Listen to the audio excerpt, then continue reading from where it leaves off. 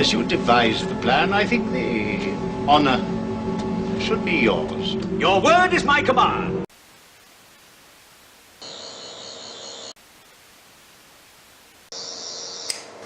Hello and welcome, and this is Doctor Who Exactly. Normally when an episode is aired, I usually try to take like a couple of hours, perhaps, the next day, to catch up on the episode again, to revisit it, to refresh my mind a little bit, to work out what I'm trying to say, why I want to say it, and what I really liked about the episode. So tomorrow I got my entire schedule already planned because, stuff gets in the way. So that is Pitch Battle. The rubbish, I don't even know, 10p program they put on after Doctor Who, just like how nobody really watches Pointless. Okay, that's mean. People probably watch Pointless. I don't know why they watch this, because this is Pointless. Doctor Who! Oh my god! I'm not quite sure if that's what I wanted out of the finale. I expected a little bit more action, a little bit more bang bang for my buck, if you know what I mean. But emotionally, this has been, people were so afraid that Bill had just been killed off last episode, just been become an emotionally Cyberman. But her role in this episode has been great. The way they implemented it by having her perceive herself as Bill Potts. I can only rave about the stuff I like, because if I wait for too long, I'm going to realise I don't like quite a bit about this episode. Okay, I actually don't like quite a bit about this episode. I dislike how slow it seems to start off. I really find it weird that Doctor Who somehow in its finales has the time to slow down. Perhaps it might just be me and I don't like the breathing space it gets. Perhaps it does need the breathing space for the plot, to get developed properly. But in general, I really want for the finale of the series to just pick up the pace and keep going. Here, after the initial, dance of the macabre between the two masters, we get, an introspective of the community where the Doctor has now found himself alongside Nardole, two masters, and Bill Potts as a Cyberman. And why are the two masters all of a sudden, all chummy with the Doctor? Because there's a couple of Cybermen after them. Especially the John Sim version, he should be, slightly unhinged. Perhaps what the Doctor meant that they solved his predicament. It stopped him from being insane, but that shouldn't mean he's any less cruel or evil, because he spent 10 years, trying to get Bill to become a Cyberman, just for the sake of being cruel. And then he winds up not doing quite a lot this episode. And the same thing goes for Missy, unfortunately. She winds up not adding a lot to the plot. If it had just been the Doctor and Nardole with Bill, it would have been 99% identical, aside from probably a bit of dialogue here and there. Obviously a bit of dialogue here and there. Mind you, this is not really a bad thing, because at the very least it has given us a new light on the Master that we haven't seen in a long time. And it's refreshing, it's good. When a show does the same thing the entire time, it grows stale, it's bad. And what other show, aside from Doctor Who, is so good at reinventing itself? Because nearly every half decade, you get a complete different lead and a completely different supporting cast. So the Doctor on the verge of regenerating the entire time, that's sad. Bill realising she's a Cyberman with the mirror in the barn, that's really sad. Nardole trying to boss the Doctor around her, he's trying to make a senseless sacrifice, and the Doctor says Nardole is stronger than he is, like of character rather than just physically, because look at Nardole, he's a slight little butterball. It's all so good. The characters, in my opinion, are so strong in this. And the Master, and let's just call her Missy for the time being, because neither of them really, overshadow the other one. They play off each other. I just wish they had more of an evil scheme going on, aside from look at the Doctor menacingly and saying a few nasty words. But in the end, Missy being so utterly devious, it's like an Italian chef kissing his fingers, you know, mwah. And then the Master, John Simm's version, you know, completely going back on his word, saying like, I'm not that self-destructive. Well, obviously he is. And when you think about the description of the episode, the synopsis that had been sent out, the Doctor loses a friend of him, somebody very dear to him, and it turns out not to be Bill, it turns out to be Missy. I'm pretty sure a lot of people called that twist, but myself included, the execution of it was done very well.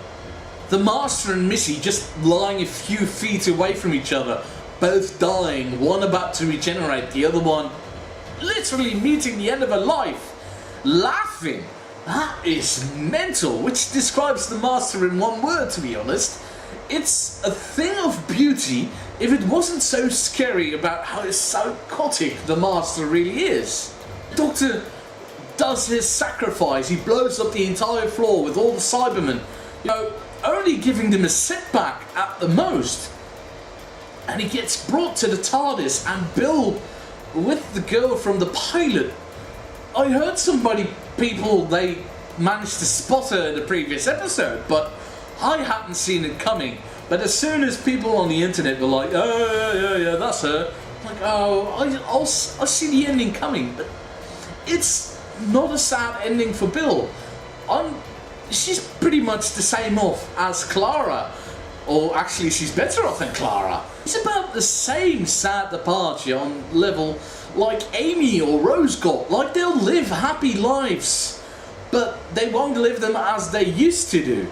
And there was a lesbian snog on TV on BBC. I can only imagine how many angry letters are going to be sent to the head office. Or how many people on the internet think that liberalism or identity politics is a disease, and people like this are just cramming sexuality down our throats. Because between you and me, my throat is the best place to cram down the sexuality.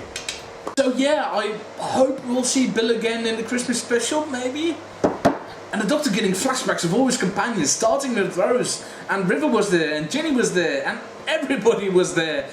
It's a great nod to, you know, how the classic Doctors, you know, especially the fourth and the fifth ones, had visions of all their past friends.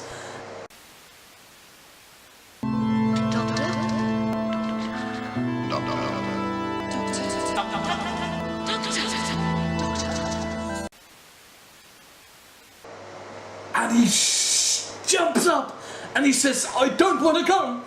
And it's played completely straight. This is Stephen Moffat taking a line he's already made fun of in the past, you know, in the Day of the Doctor, because fan outcry was like, oh, I don't want to go, when David Tennant said that as last words in Russell T Davies' last series. But you know what? He's empowered it here again. It's taken that line from sincere to being derived from being sincere, to ridiculed to being sincere again, and it's good. The Doctor not wanting to regenerate, and he stumbles out the TARDIS, and this is a good ending because we get a bookend. I love bookends, where the story starts off in the same general space where the story ends. Not always the exact same circumstances, but the same heart of the scene. Except the definitive article of the Doctor shows up. And again, I'm very sad we live in a day and age where tabloids have to spoil every leak about the BBC's blockbuster series, because without certain papers that you shouldn't buy, we wouldn't have known that there were Cybermen this series. We wouldn't have known that John Sim had come back, and we wouldn't have known that David Bradley is going to be in this Christmas episode as the first Doctor. So I'm still high on the episode itself, and endorphins are swimming in my brain. But I think this might be the best series finale two-parter that Stephen S. Moffat has done, probably, period. maybe just, it's definitely the best the 12th Doctor has had. And I think I personally like it better than the Pandorica Opens and the Big Bang. It could be very well that that's a personal bias because I like the 12th Doctor better than the 11th Doctor. Tell me what you think. Give me insults downstairs in the comments because I'm a big fat man who spends his time making videos on the internet. It's a bit rubbish to think of that this is gonna be the upcoming episode, the last episode done by Stephen Moffat.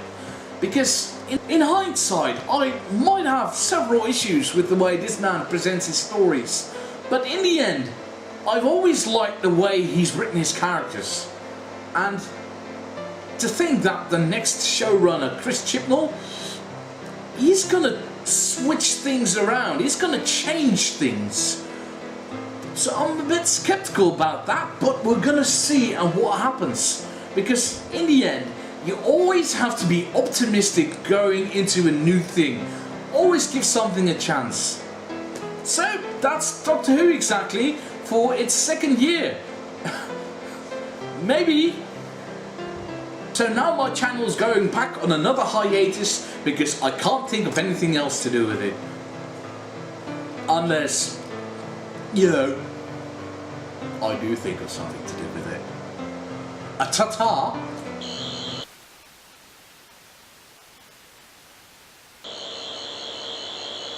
What do you want? It's a toy I bought online.